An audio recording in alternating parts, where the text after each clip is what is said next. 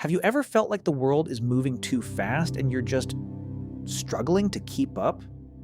Do you wake up with a weight in your chest and unspoken anxiety about a future you cannot control? You are not alone. We live in the loudest, most chaotic era in human history. Constant notifications, the pressure to succeed, the endless comparison on social media, and the global uncertainty.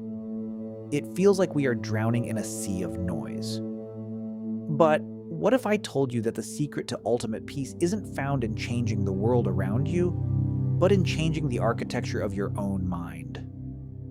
2,000 years ago, a man who literally owned the known world chose to master himself first. Marcus Aurelius, the emperor of Rome, sat in his dimly lit tent during bloody wars and devastating plagues. He didn't write for fame or history. He wrote for himself.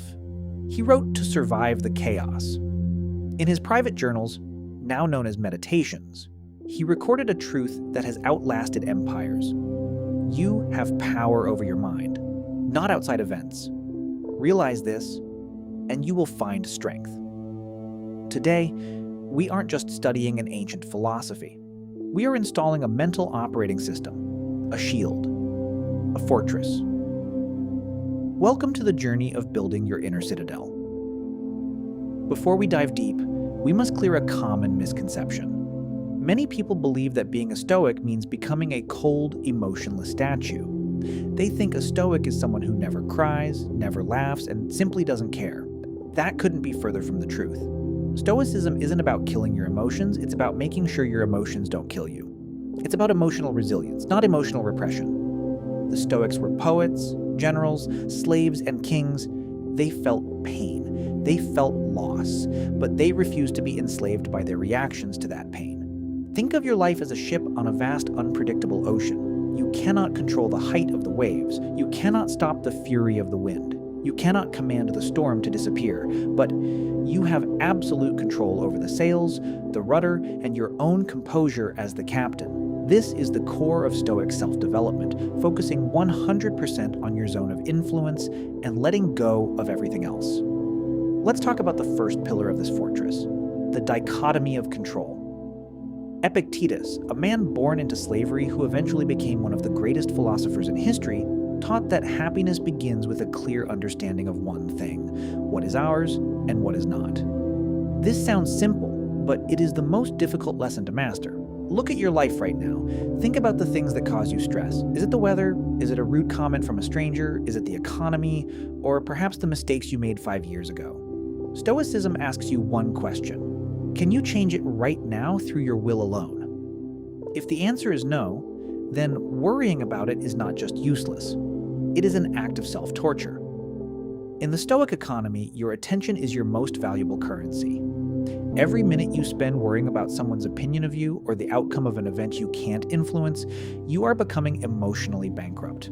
But when you invest that energy into your own character, your discipline, and your immediate actions, you become invincible. But how do we stay strong when things truly go wrong? This brings us to a powerful Stoic tool: Premeditatio Malorum, the premeditation of evils. While the modern world tells you to only think positive, the Stoics offer a more realistic and powerful path. They tell you to visualize failure, sit in the dark, and imagine the worst-case scenario. Imagine losing your job. Imagine your project failing. Imagine the person you love leaving you. It sounds dark, but it is the ultimate shield against anxiety. Most of our suffering comes from the shock of the unexpected. By visualizing these challenges beforehand, you stop taking what you have for granted. You look at your health and family with a newfound intensity, and if the worst does happen, it finds you prepared. You have already fought the battle in your mind before it even began. The Stoics also had a secret weapon: Amor Fati, the love of fate. It isn't just about tolerating what happens to you, it's about loving it, seeing every obstacle as fuel for your growth.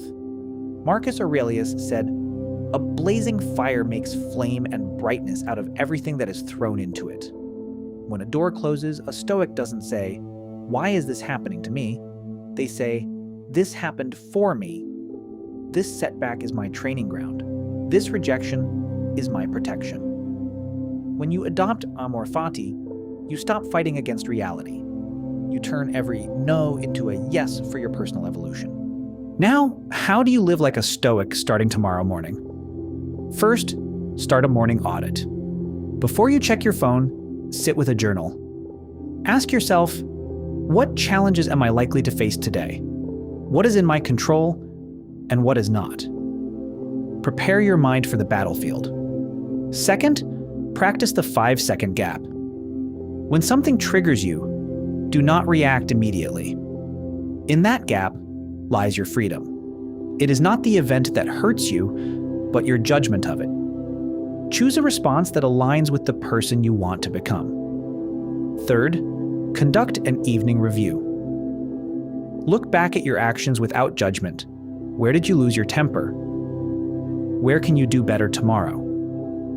This constant reflection is how you build your inner citadel, stone by stone. Stoicism isn't about reading books, it's about how you live when the world gets messy. It's about being the rock that the waves break over. Life is too short to spend it in a state of constant reaction. You were born to lead yourself. Start building your fortress today. If you found value in these words, join our community by subscribing. Tell me in the comments, what is the one thing you need to let go of today? Let's grow together. Remember, peace begins within. Be wise, be brave, and stay stoic.